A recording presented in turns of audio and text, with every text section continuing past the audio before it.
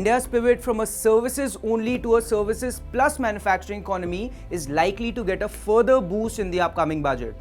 In the China Plus One New World Order, India is keen to position itself as the factory of the world, an ambition Prime Minister Narendra Modi has nurtured from his very first term back in 2014. Themes like Make in India, production-linked incentive schemes could get a shot in the arm next month as Finance Minister Nirmala Sitharaman presents her 6th union budget. So if you're looking at setting up a factory, some tax advantages may be coming your way. As per reports, the Finance Ministry is likely to extend the concessional 15% corporate tax rate for new manufacturing facilities.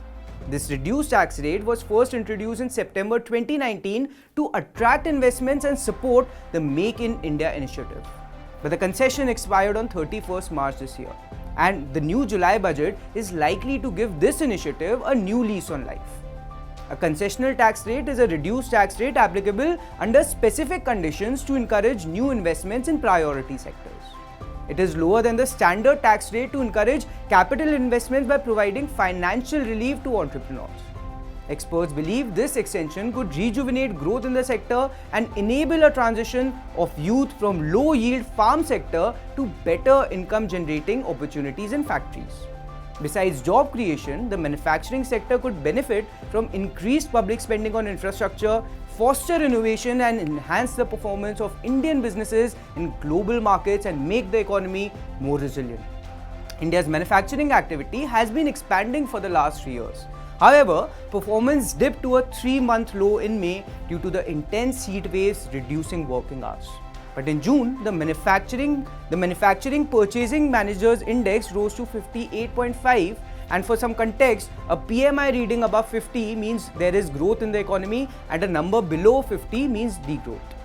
The move to restore favorable tax treatment to fresh investments in setting up factories comes at a time when many corporates and bank balance sheets have been cleaned up under the Insolvency and Bankruptcy Code, supporting a new cycle of private investments.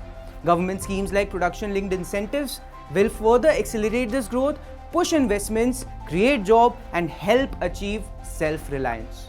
But it's not just a tax incentive that is up for grabs in the manufacturing space. The Finance Ministry may also look at expanding the PLI scheme beyond the current 14 sectors to include more labor-intensive sectors, changing the classification norms of MSME for non-performing assets from 90-day limit to 180 days, and rationalizing direct tax for middle class could also be on cards. The manufacturing sector, which accounts for 14% of India's GDP, expanded by 9.9% in the financial year 2024 after a 2.2% contraction in the previous fiscal.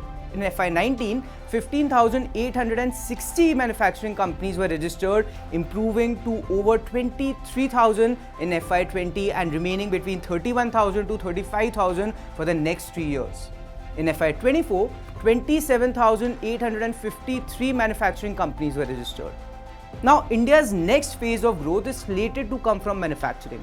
While it is a source of employment generation and hence greater tax collection, it's also an opportunity to shift trade dynamics by India becoming a consistent net exporter and raking in dollar revenue. Now, how soon and how competitively India is able to scale up its production capabilities will define if India will become the default +1 in the China +1 strategy.